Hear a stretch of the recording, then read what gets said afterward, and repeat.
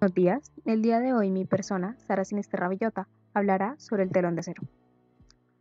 El telón de acero, o cortina de hierro, como deseen llamarle, fue la frontera imaginaria, ideológica y política que dividió Europa tras la Segunda Guerra Mundial en dos durante gran parte del siglo XX.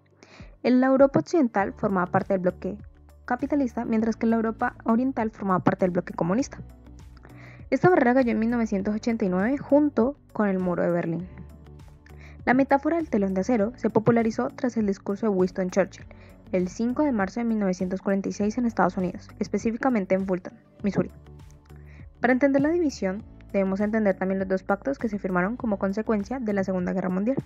Por la parte del bloque capitalista, podemos hablar del llamado Tratado del Atlántico Norte, siendo un acuerdo por el que todos los países miembros acordaban ayudarse mutuamente en las futuras guerras y al mismo tiempo defenderse del avance del comunismo.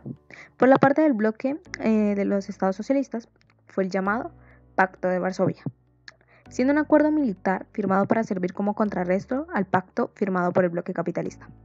También debemos hablar de la Guerra Fría. Fue llamada Guerra Fría al enfrentamiento entre el bloque occidental capitalista y el bloque del este comunista. Se le dio este nombre porque nunca hubo acciones directas. Las razones fueron de temas ideológicos, políticos, económicos y propagandísticos. El enfrentamiento entre estos dos bloques terminaría llevando a la creación del telón de acero, siendo el movimiento en el que existieron numerosas discusiones entre los gobiernos soviéticos y estadounidenses sobre qué se debía hacer sobre los territorios ocupados tras la guerra, pues ambos países querían que los estados ocupados pasaran a tener una ideología semejante a la de su propio estado, creando esto diferencias entre ambas regiones. Fue en esta época cuando el bloque socialista se formó anexionando la URSS a territorios como Estonia o Lituania. Por otro lado, se encontraban los estados del bloque capitalista, aliados de la OTAN, y también una serie de países neutros cuyo sistema económico estaba mucho más unido al capitalista que al socialista. En cuanto a su forma física, podemos hablar de algunas barreras físicas reales que sirven como ejemplo de la separación existente por el telón de acero. Estas fronteras fueron algunas de las militarizadas de la historia, y como ejemplo podemos hablar del llamado Muro de Berlín, el cual, tras la división de Alemania, Berlín también quedó dividida en 4 sectores de ocupación: soviético, estadounidense, francés e inglés. Las relaciones entre los comunistas y los aliados fueron creciendo hasta llegar al punto en que surgieron dos monedas, dos ideales políticos y finalmente dos Alemanias.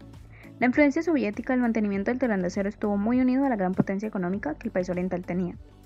Esta situación, en la que los estados socialistas cada vez se veían menos defendidos por la influencia de la URSS, llevó a una serie de revoluciones en 1989, en lo que parecía el comienzo del fin del telón de acero.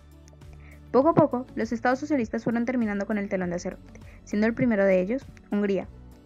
El muro de Berlín, que separaba ambas partes, tras protestas masivas y constantes cruces del muro, fue finalmente derruido, sirviendo como un simbolismo de la caída del telón de acero y finalmente del fin del bloque oriental.